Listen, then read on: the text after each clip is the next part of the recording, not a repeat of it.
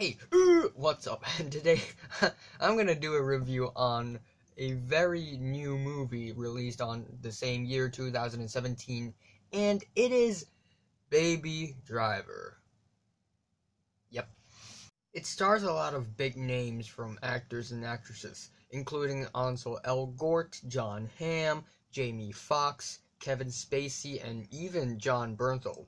Well, anyway, the plot is very simple. It's basically there's this teenager or adolescent whose name was Baby. Yep, Baby. And he was a good person, but he also part-time worked for this criminal boss who was played by Kevin Spacey, and he was basically the driver for all these criminals who rob banks and get money from it. So it's a very simple plot, and because of Baby's personal life and these criminals going out of control and out of hand, the whole thing became a mess, and Baby just had to do a lot of things just to get through this mess, and now we have Baby Driver. The director is the one and only Edgar Wright, one of the most underrated directors of the 21st century, in my opinion. Edgar Wright had proved himself of a good and fun and creative director after releasing movies like Hot Fuzz, Shaun of the Dead, and most impressive, Scott Pilgrim vs. the World. So, because of the director, I had high hopes before watching the movie, and after watching the movie, I was still pretty satisfied. Not that the movie is even better than all of his latest or previous works, but nor is the movie underwhelming. The movie is as good as I expected. There's not much to say about this movie other than it's another fun and wild movie that has a lot of amazing and impressive action sequences. And not only that, yeah, they don't use green screens in this movie, so there are cars blowing up and flipping and crashing on each other, and it's all real, it's all practical effects. That's why I'm also really impressed with the practical effects on this movie.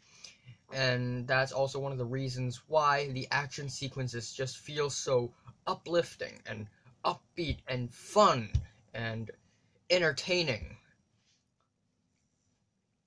Also, it's a musical, technically a musical, because Baby Driver had to listen to music all the time because of something wrong with his ears. So this movie is always associated with music, especially music in the 70s, the 80s, and the 90s. The first couple of scenes in the movie was wow. It's just wow because of how nice it is. The first scene, actually all the scenes are synced up with the music it is playing in the background. It is all synced. Just like a monkey, yeah you do.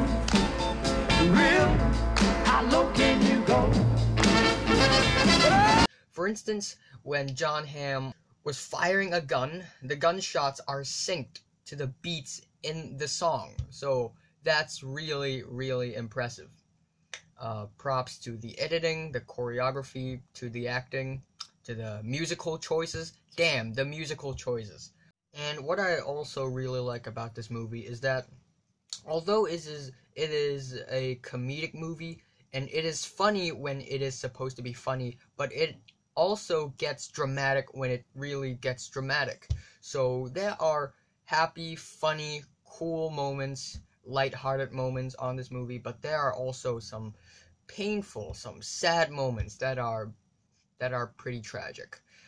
But all in all, I really enjoy this movie. Not that it exceeded my expectations that much, but it still satisfied me nonetheless. It may not end up in my top 10 movies of the year, however, but it's definitely gonna be in the honorable mentions, cause it's a great movie. It is. At last, I'm saying Baby Driver is pretty cool, and I'm giving it an 8 out of 10. So, Have you watched Baby Driver? From 1 to 10, how much would you rate it? How much would you rate it? Like if you like and subscribe if you want more.